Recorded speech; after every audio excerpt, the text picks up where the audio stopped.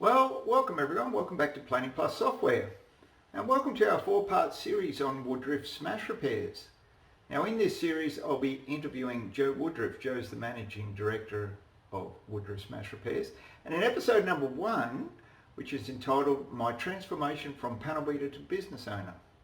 And in episode number 2 we'll be covering sustainability and coaching. Episode number 3 will be all about the standards I set.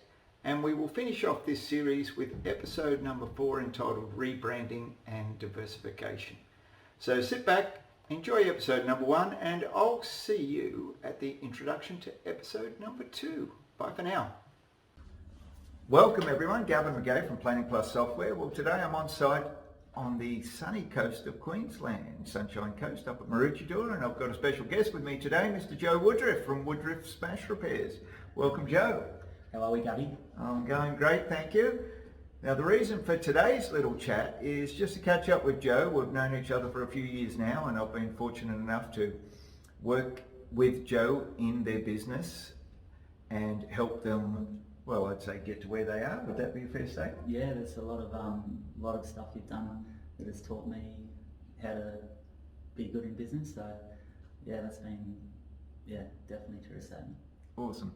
Thank you. So Joe, tell us a little bit about the business. When did you get into the business, and what was your initial thoughts when you took over the business and then moved into that, well, now I'm a business owner role? Yeah, so long story short, Panelbeater by trade in about 2006. Grew up on the floor, did my trade, and then had an opportunity to take over the management. Didn't really know what I was doing, but we jumped in the hot seat, and that was about probably 14 years ago now. So don't know if I was a manager then. I was a Panelbeater wearing 6 or 8 hats. So there was a lot of lessons learned along the way because, it was interesting being a young 24-year-old thinking that just run with it and get it done. It was a bit more to it than that. And what did you know about business management skills in relation to understanding the business by financial analysis or by numbers or by efficiencies, etc.? Absolutely zero, potentially going into negatives, like nothing. So I knew how to write a quote, well, I thought I knew how to write a quote, I think we developed over time, but nothing really. We didn't have, there would probably be the 3 monthly or 6 monthly proper catch up with the accountant, and then we'd go over some numbers from his perspective, but looking back on it now, the data source was really,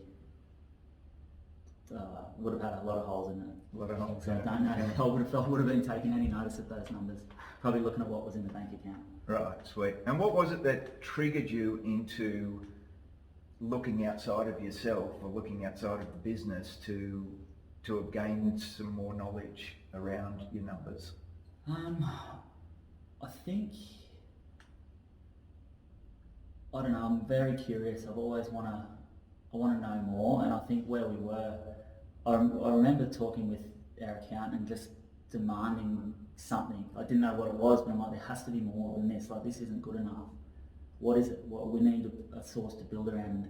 It's taken a while to get to that point, but I needed something to work off because it wasn't enough. We had, I think, 17 or 18 employees and families involved in the business at that stage, and for us to go forward, we needed a foundation to build off, not just what we were playing in. It was very murky waters at that time, so absolutely needed a base. So we demanded some. We got a bit more insight to the numbers then, and that was only still about 10 years ago on the auto quote days. It still took a while to get in the right place for those numbers. So. And what resources or businesses did you call on to help you out to give you a bit more understanding? Because you're saying you were working with your accountant, so obviously your accountant had a good understanding of numbers, but was he totally in tune with the individual sort of key performance indicators for our industry? I guess that was probably where we reached out. I don't know how we initially connected, but I think you were still wearing the consultancy shirt then. that was early days of Planning Plus and Numbers Plus. Yes. And I think that was the first initial step before we linked with our first consultant. But yeah, that period of transition into Planning Plus was a very good one for us, for me personally, because you taught me a lot about the numbers and systems and processes, and that was like a big changeover into the electronic era, I guess, into the computing and the software, and yeah, so that was probably where we started to get more view on actually what was happening internally, with the clocking on and clocking off, and all of the numbers that Numbers Plus would gather from the auto quote data. So yeah, that started to brighten the image we were looking at, I guess, and started to give us something to ask questions and deliver answers, really. So once you started to build on that knowledge and you started to get a deeper understanding of the numbers and how to interpret the numbers, could you then relate that back to your team from a more confident perspective? Absolutely. Yeah, that was massive. So actually having something that's real, that's in front of you, or the numbers aren't always 100%, but that's what we fine tune and tweak, but it gives you something to build off and actually display to people involved in the business to work around. Yeah, so that was huge. So yeah, if you don't have the data there, it's hard to build a process and a proper system. Well, we talk about measure and manage, and that's probably one of the things that comes into play. And there's also another one that we like to use, which is called test and measure. So sometimes build something, test it, measure it, and then you might need to tweak it from there. So that's all right as well. These aren't what we call failures. They're just lessons that we learn along the way. We've got to try things, and then if that doesn't work, we shift it up and we try something else. And then from there, you've continued on this journey of evolution with the business. And I think back there when we started working with you, we were 25 cars a week. Yeah, 25 to 30, yeah, somewhere thereabouts. Yeah. So over that period of time, say what was it, maybe a 3-year period or something, we were able to go from about 25 cars a week to 50, 60. 50 or 60 cars a week. Yeah, definitely would have bumped 15 straight up. So there were 60 car weeks for sure. With the scope too, that's pretty big heavy structural as well going through, so a decent 60.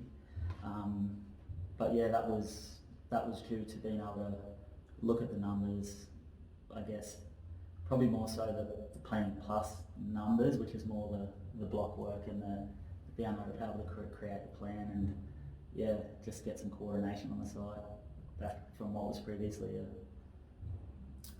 whiteboard system. Whiteboard system, helter-skelter. Yeah. Get everything in their neck-top computer, which was, as we say, is quite often full of viruses. Yes, the neck-top was quite swollen at that point. Yeah. Because there was a few hats holding the neck-top up, and yeah. Yes, it was. Well, that was encouraging that you took that journey, because it then introduced you to what's possible and where you could take the business. And the business has certainly grown from there, and the numbers that you're doing nowadays are around that 60 cars per week still, but there's so much more scope there for more, because you've expanded the business again, you've reinvested in the paint shop again, you've taken on more space in another building, so you've then been able to redefine how the panel shop flows and what happens in that area. You've relocated the part system. So it's always a continuum and an evolution of change. So what would you say to anyone that was fearful of change and not prepared to? You've got to take calculated risks, I suppose. Absolutely, yeah. We have to change. We will never, there's no finish line for us. A big part of our next stage, one of the things we want to be known for is sustainability.